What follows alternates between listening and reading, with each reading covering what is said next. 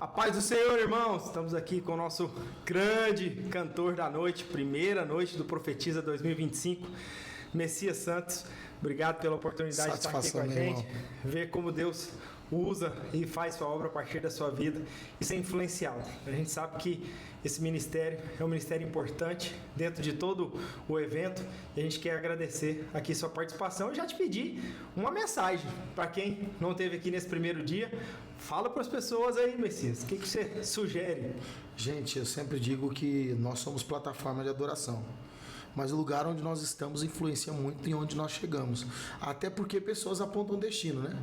Então quando você aprende a caminhar com pessoas que apontam destino, você passa a entender onde é que você pode chegar.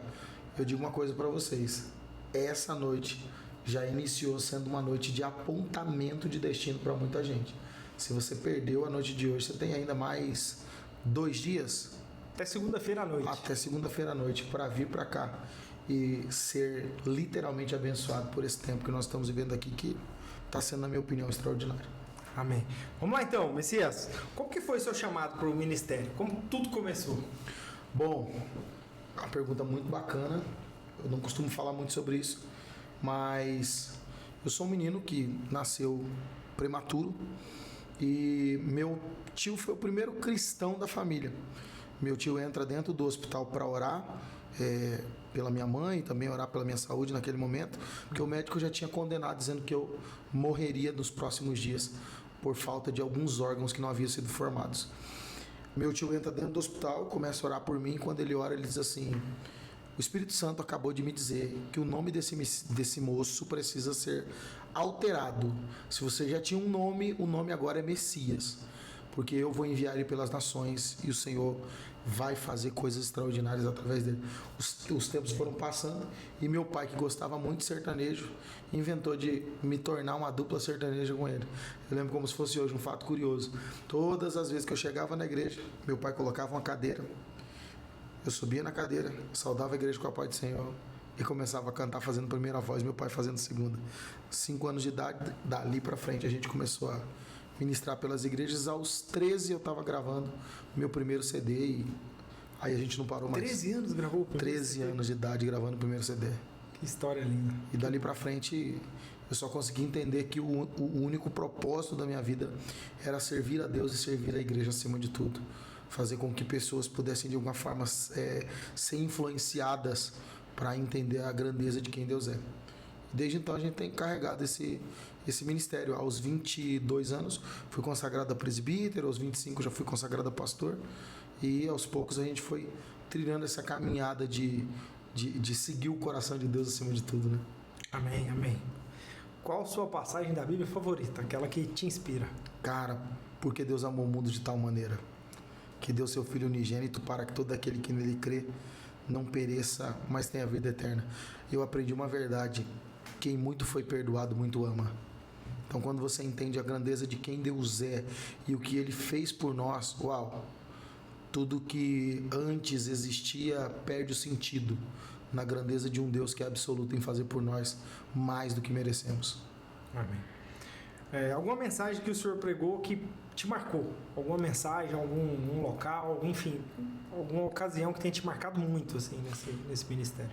Cara, eu acho que uma das coisas que mais me marcou foi um dia em casa, depois de um culto, depois de uma noite extraordinária. Deus fez algo lindo naquela noite, mas eu acredito que muitos de nós, às vezes, e eu falo isso principalmente para os jovens dessa geração, às vezes nós carregamos fardos de culpa.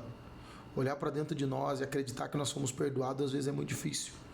E eu, como um menino que sofri abuso na infância, não tive uma vida muito fácil, sofria muito preconceito por inúmeras situações. Eu lembro que um dia eu estava em casa e eu comecei a chorar, pedindo desculpa e perdão a Deus por conta dos meus erros, das minhas falhas. Acredito que todo adolescente, todo jovem tem isso, né? E aí eu ouvi nitidamente a voz de Deus pela primeira vez, e a voz dele dizia: eu amo você. Eu amo você e o meu plano é maior do que a sua deficiência. O meu plano é maior do que a sua dor. O meu plano é maior do que os seus medos. O meu plano é maior do que os seus pecados. e ouvindo a voz de Deus pela primeira vez, eu chorei muito naquela noite. Amém. E daí saiu uma canção, inclusive, se você não conhece, depois procure a música O Seu Amor Me Libertou. Foi a primeira canção que eu gravei falando sobre a grandeza de um Deus que nos ama mesmo quando nós somos falhos. Amém. Messias, qual conselho você daria para os jovens, para os adolescentes aqui da igreja? Conselho para os adolescentes e para os jovens: não desista de você, não desista do seu propósito. Tudo começa do começo, e às vezes começar é sempre mais difícil, porque todo começo, o maior desafio não é quando começamos, mas é quando não acreditamos na nossa capacidade na hora de começar. Então acredite em você, acredite na sua capacidade. Você vai além dos seus sonhos, você vai além do que você propositou. Todo mundo na vida teve um dia para começar. E eu acho que o segredo é esse. O segredo não é começar com excelência, mas é fazer até ser excelente. Show, que frase, hein?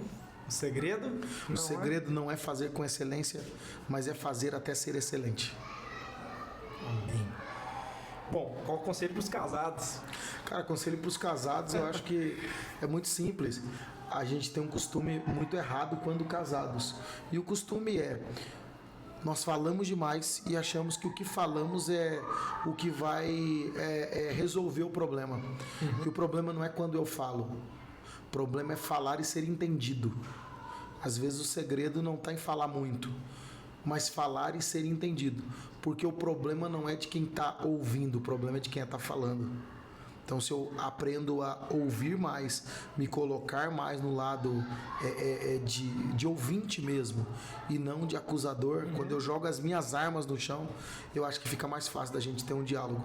O maior problema da nossa geração é que é muito casal que vem com pedras e armas querendo resolver uma guerra em forma de paz. Quando eu entendo que a paz é a melhor forma de vencer a guerra, eu me calo para ouvir, me coloco no lugar da pessoa que eu amo, e talvez assim as coisas criam um sentido diferente. Amém, amém. Tem uma frase que fala, né, que comunicação não é o que você fala, é o que a pessoa entende. Exato, então, exato. Pois realmente é um conselho cirúrgico. Bom, como que você também é pastor, né? Como que você se prepara para uma noite como essa? Como que é essa preparação, assim? Eu vou lá para Alexandria, no Congresso Profetiza 2025, a gente quer saber dos bastidores. Cara, eu sempre digo que nós somos uma plataforma de adoração, né? E o que mais nos move tem que ser onde nosso coração tá. Me assusta às vezes olhar para algumas pessoas e ver que o foco delas não está em um ambiente de culto, mas está no que o culto proporciona. Eu tenho muito medo disso. Eu acho que o que me move muito é exatamente isso. Eu passei a buscar a Deus acima de todas as coisas.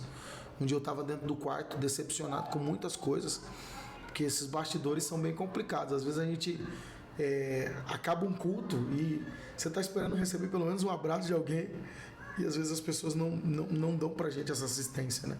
Tem muita gente que vê o pregador, o cantor, como literalmente um produto, cara. E é muito complicado isso, é uma guerra sempre, porque as pessoas querem que você entregue tudo, mas não estão dispostas a te entregar nada.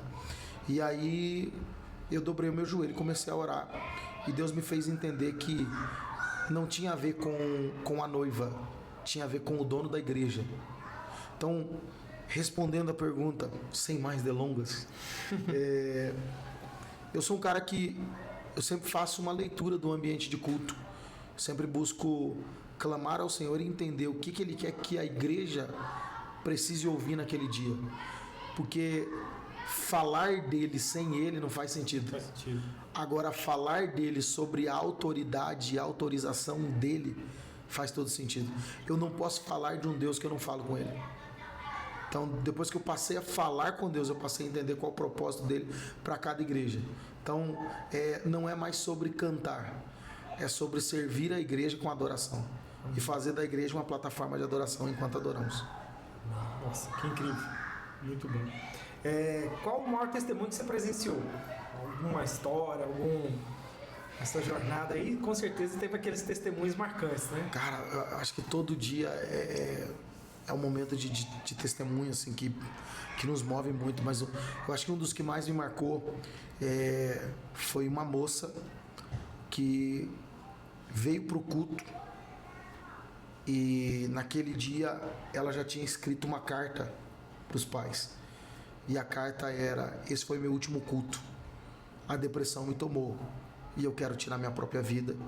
E nessa noite eu estou me despedindo de vocês. E ela já tinha escrito a carta. Quando nós chegamos no culto, a glória de Deus começou a se manifestar. E eu comecei a cantar sobre cura. Recebe a cura, recebe a unção de ousadia. Se tentaram matar os seus sonhos, sufocando o seu coração. Se lançaram você numa cova e ferido estais na prisão. E eu continuei cantando sobre aquilo.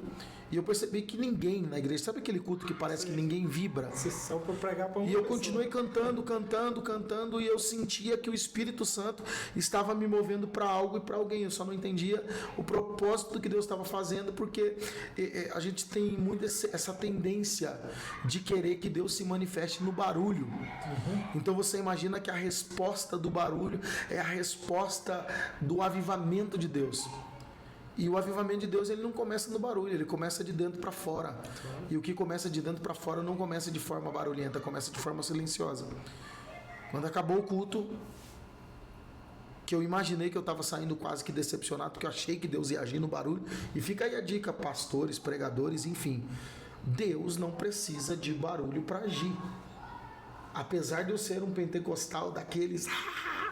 Mas se Deus não quiser fazer no barulho, ele não precisa. Ele é Deus para fazer no barulho e é Deus para falar no silêncio.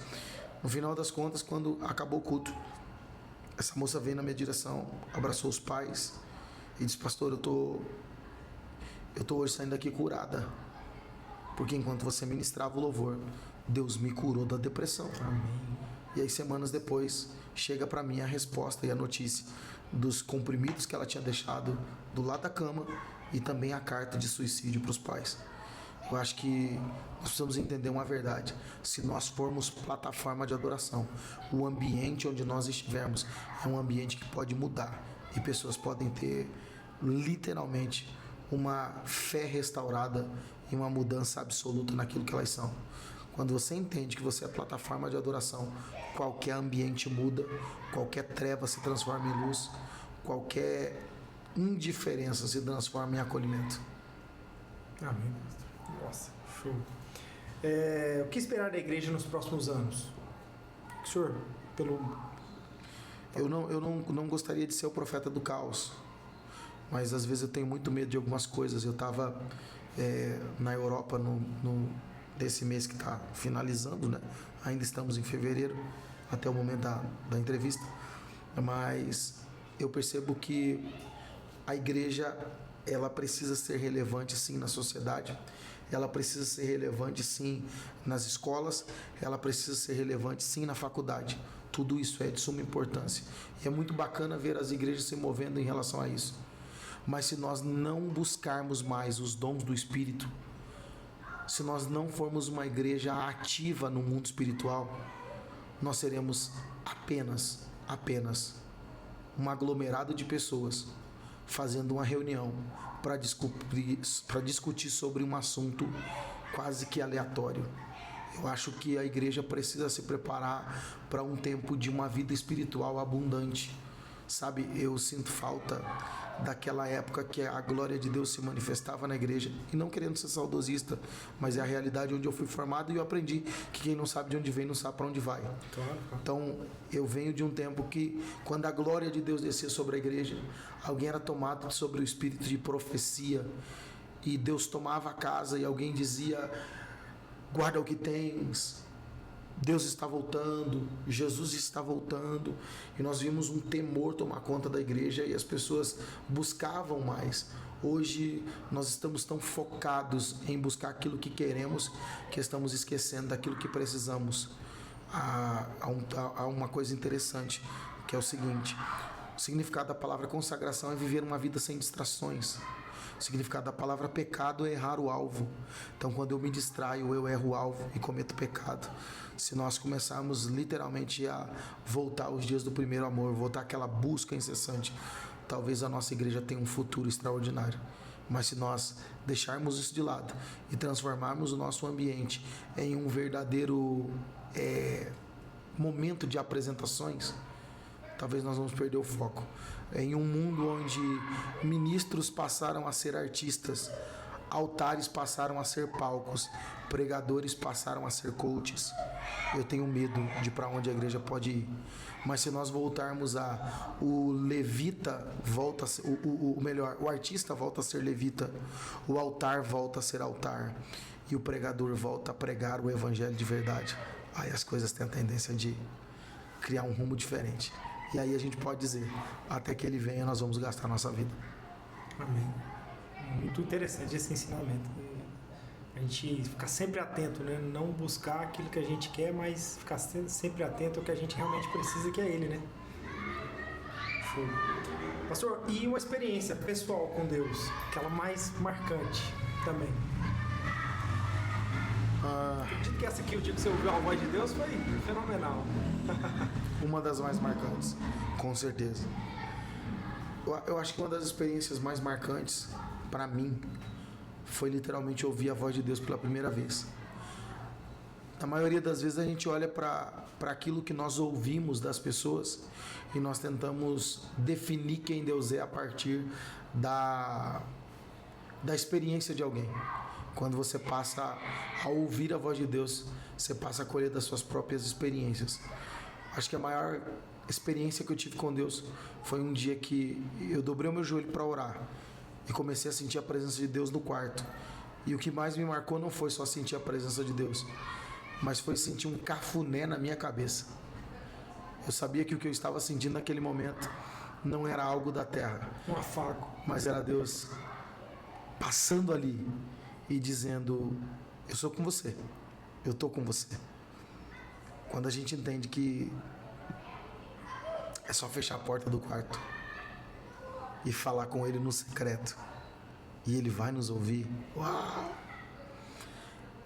Eu sempre digo, um Deus rodeado de glória, com serafins e querubins dispostos a adorá-lo 24 horas, decide descer na terra, se diminuir, entrar em um quarto de porta fechada e falar com um ser humano cheio de defeitos.